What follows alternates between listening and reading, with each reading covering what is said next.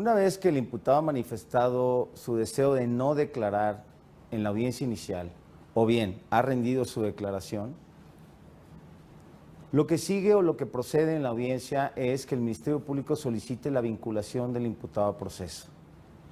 Antes de abrir el debate, el juez de control tendrá que preguntarle al imputado, en consulta con su defensor, si es su deseo que se resuelva sobre la vinculación a proceso en esta misma audiencia, es decir, renuncia al plazo de las 72 horas, o bien se acoge a dicho plazo o solicita su ampliación, que el Código Nacional establece que podría ser hasta de 144 horas.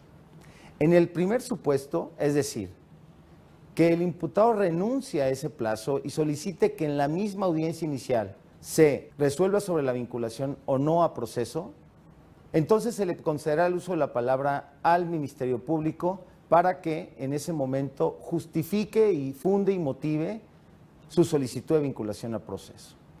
Como siempre, el principio de contradicción permitirá que se le dé el uso de la palabra al defensor por si quiere debatir sobre la vinculación a proceso y posteriormente el juez resolverá una vez cerrado el debate. En el caso de que el imputado se acoja al plazo de las 72 horas o bien solicite su ampliación, se fijará fecha para la continuación de la audiencia inicial donde se resolverá acerca de la vinculación a proceso después de que se haya desahogado la prueba que en su caso haya presentado la defensa o haya ofrecido la defensa con debida anticipación.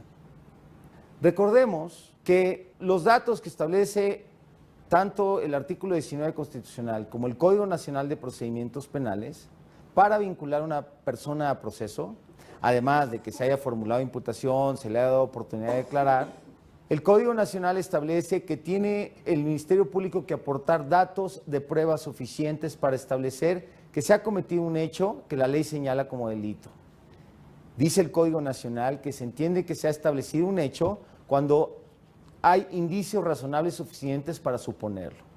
Asimismo, esos datos de prueba que aporte el Ministerio Público tendrán que ser suficientes para establecer la probabilidad de que el imputado cometió ese hecho o participó en su comisión.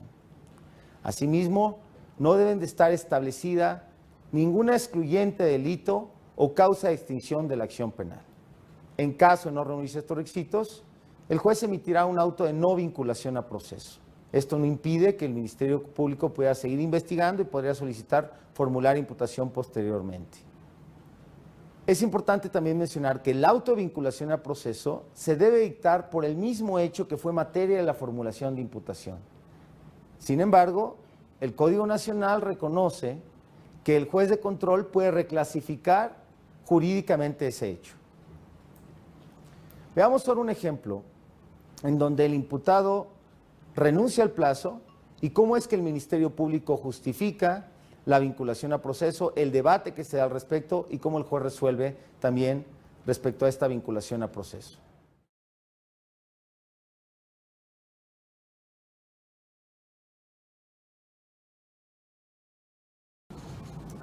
Pregunto a quienes intervienen si tienen alguna otra solicitud o manifestación que realizar. Así es, señoría, con fundamento en el artículo 313 del Código Nacional de Procedimientos Penales, le solicito dicte auto de vinculación a proceso al imputado. Señor Vargas Ramírez, la agente del Ministerio Público está solicitando se resuelva su situación jurídica. Ella pide que se emita una resolución llamada de vinculación a proceso, en la que usted se le informaría, se le va a seguir un proceso penal con motivo de los hechos que hace unos momentos le atribuyó. En todo caso, puede dictarse una resolución distinta llamada de no vinculación a proceso cuando no se cumplan los requisitos que la ley señala. Lo importante es que a usted se le debe de informar cuál habrá de ser su destino procesal. Usted tiene derecho a que se resuelva sobre la solicitud que quiere desarrollar la agente del Ministerio Público dentro del plazo de 72 horas, es decir, 3 días que empezaron a computarse cuando a usted se le internó en el centro penitenciario a disposición de este tribunal. Bien, puede usted solicitar que se prorrogue ese plazo y entonces dentro de 6 días o 144 horas se le resolverá lo conducente.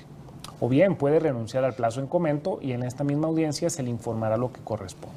Como hace unos momentos lo hice, lo vuelvo a hacer a fin de que lo consulte con su defensor y la decisión que tome se encuentre ajustada a una estrategia defensiva. Consúltelo con él.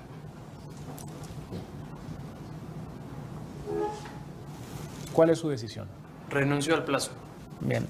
Señorita agente del Ministerio Público, adelante.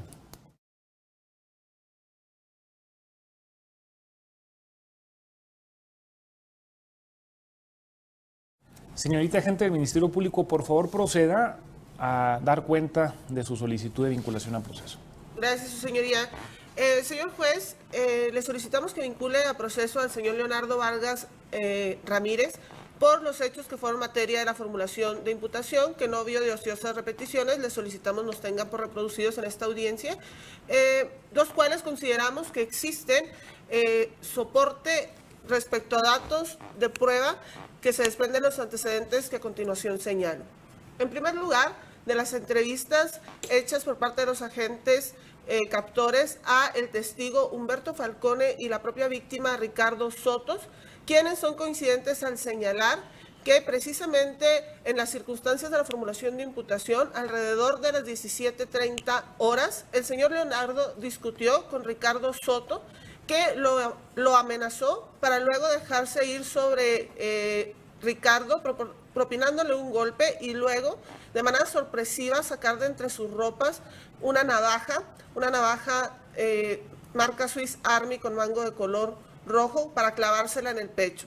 Esta acción le causó al señor Ricardo Soto una herida de la cual se da cuenta en la hoja de atención de urgencias por parte del médico Juan Carlos Durán Carrillo, quien el mismo día de los hechos, aproximadamente 2 horas después de acontecidos estos, hizo una revisión médica a la víctima, concluyendo que presentaba una herida penetrante cardíaca con taponamiento cardíaco, indicando cirugía inmediata.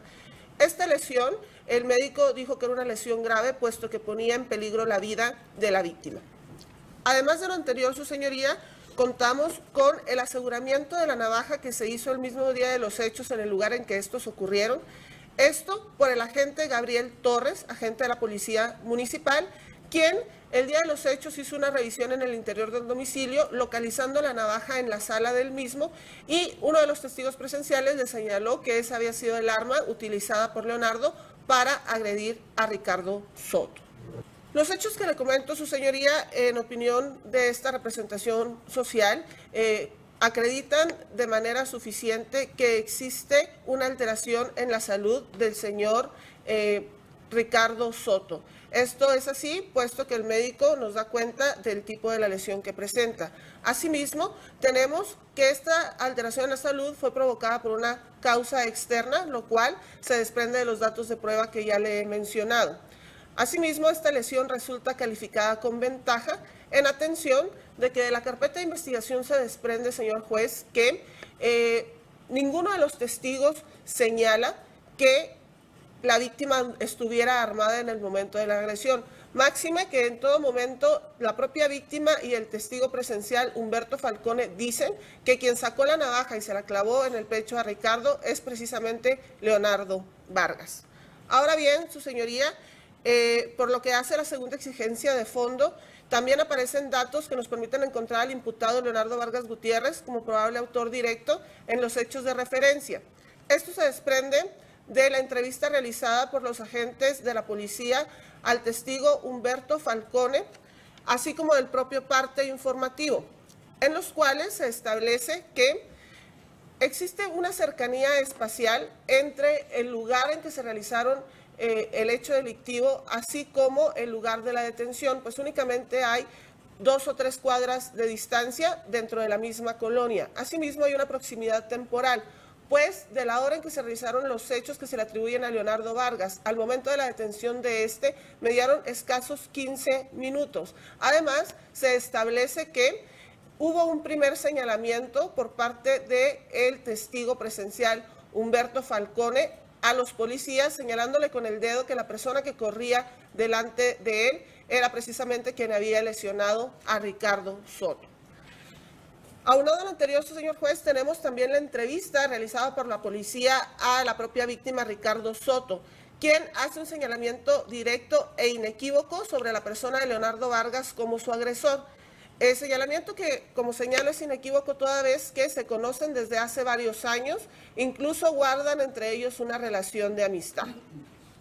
Tenemos también, señor juez, el dictamen de dactiloscopía que emite el perito Hernán Gómez Martínez, en el cual, dentro de sus conclusiones, encontramos que refiere que el arma que se aseguró y que fue sometida al dictamen, esto es el arma de color rojo, marca Swiss Army, presentaba huellas dactilares precisamente del imputado Leonardo Vargas. Por todo lo anterior, señor juez, consideramos que es claro que en la especie es probable la intervención del señor Leonardo Vargas en el hecho que se le atribuye, por lo cual le reiteramos nuestra solicitud de que vincule a proceso al señor Leonardo Vargas Ramírez. ¿Es cuánto? ¿Es cuánto? Bien, asesora jurídica de la víctima, ¿algo que manifestar? No, nada que manifestar, juez. ¿El defensor? Gracias, señoría. Es claro que de los antecedentes invocados en este momento por la Fiscalía, no existe razonabilidad para establecer la existencia de la calificativa de ventaja invocada en este momento, ya que, si bien es cierto, señor juez, tanto de las entrevistas de Ricardo como de Humberto señalan y son coincidentes en establecer que quien sacó la navaja fue el señor Leonardo Vargas, también lo cierto es, y contrario, perdón, a lo que señala la Fiscalía, sí existe la entrevista a un testigo de nombre Javier Prado, quien señala que quien sacó la navaja fue el propio señor Ricardo Soto, lo cual es coincidente con lo señalado también por mi representado, el señor Leonardo Vargas, ante el agente del Ministerio Público en ese sentido. Y hay que también tomar en consideración, señor juez, que es un testigo que no intervino en estos hechos. Tanto Ricardo Soto como Humberto Falcone, en un momento dado, realizaron agresiones físicas y verbales hacia la persona del señor Leonardo Vargas, no así el diverso testigo de nombre Javier Prado Fox. Y de igual manera, su señoría, también del dictamen emitido por parte de Hernán Gómez Martínez, perito en dactiloscopía, se desprende que en la navaja que hace referencia a la Fiscalía también se localizaron huellas pertenecientes al señor Ricardo Soto. Por lo tanto, esta defensa solicita no se estime la calificativa invocada por parte de la señorita fiscal. Es todo. Bien. Agente del Ministerio Público, ¿tiene réplica que efectuar? No, su señoría, resuelve. Gracias. Bien, al no haber réplica, resulta innecesario dar oportunidad a la asesora jurídica y a la defensa para que realicen adiciones, en tanto que no hay materia para ello. Tengo suficiente, procedo a pronunciarme. En el particular, encuentro satisfecho el contenido del numeral 316 del Código Nacional de Procedimientos Penales, en correspondencia al primer párrafo del numeral 19 constitucional. Y ello es así porque en este acto procesal, la representación social formuló imputación a Leonardo Vargas Ramírez, asistido por su defensor y en presencia del de la voz. De igual forma, le otorgué la oportunidad al señor Vargas Ramírez para que emitiera su declaración preliminar con el propósito de contestar el cargo, y el mismo gobernado, en ejercicio del derecho constitucional, manifestó que era su deseo guardar silencio. Ahora bien, al hacernos cargo de los requisitos que establece la fracción tercera del referido numeral adjetivo, encuentro datos que me permiten establecer un hecho que la ley señala como delito.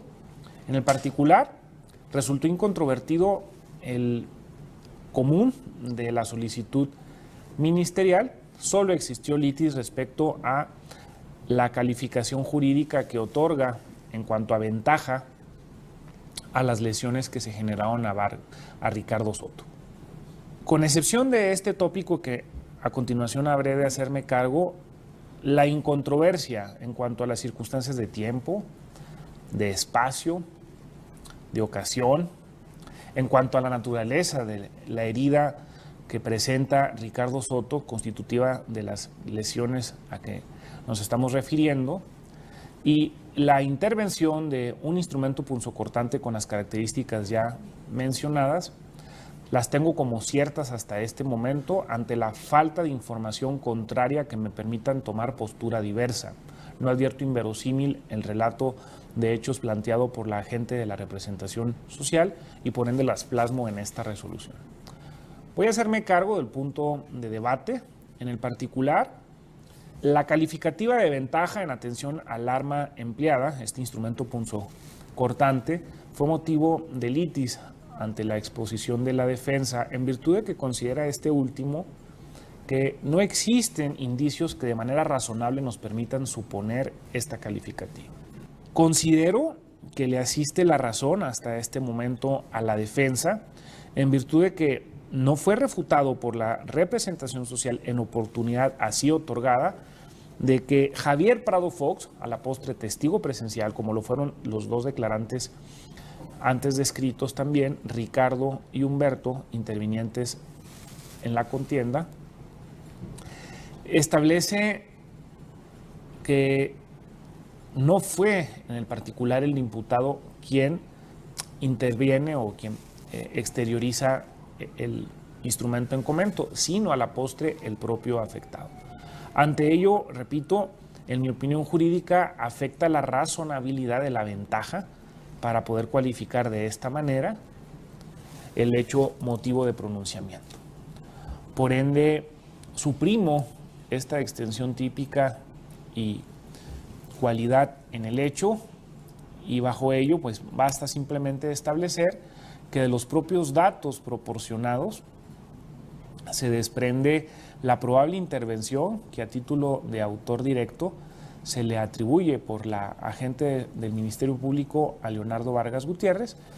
Pues de ello dan cuenta los propios testigos presenciales, Humberto Falcón Zárate, Javier Prado Fox, el mismo pasivo Ricardo Soto, y según lo establece en el particular, bueno, pues aparecen elementos adicionales como son impresiones dactilares advertidas en la navaja ya mencionada, en la que incluso también se establecen impresiones dactilares de Ricardo Soto según fue expuesto y no controvertido, lo que a la postre se atiende para efecto de la supresión de la calificativa en comento.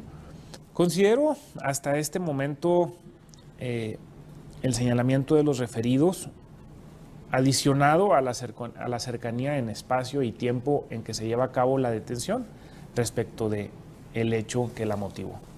Hecho lo anterior, basta solamente decir que no hay ningún tipo de información que nos permita encontrar actualizada alguna causa que excluya el delito en materia de imputación y de solicitud, y asimismo no hay ningún dato que nos permita encontrar extinta la acción penal que la fiscal ha tenido a bien ejercer en contra de Leonardo Vargas Ramírez. En atención a ello, procedo a emitir los siguientes resolutivos. Primero, el día de hoy, 12 de marzo de 2014, siendo las 9 horas con 35 minutos, dicto auto de vinculación a proceso en contra de Leonardo Vargas Ramírez como probable autor en la comisión del hecho que la ley señala como delito de lesiones cometidas en agravio de Ricardo Soto por hechos acontecidos aproximadamente a las 17 horas con 30 minutos en el interior del domicilio ubicado en la calle Ortiz de Campos número 102, esquina con calle Deza y Ulloa de la colonia San Felipe de esta ciudad. Segundo, se instruye a la administración del tribunal gire el oficio correspondiente a la autoridad penitenciaria en cumplimiento a la obligación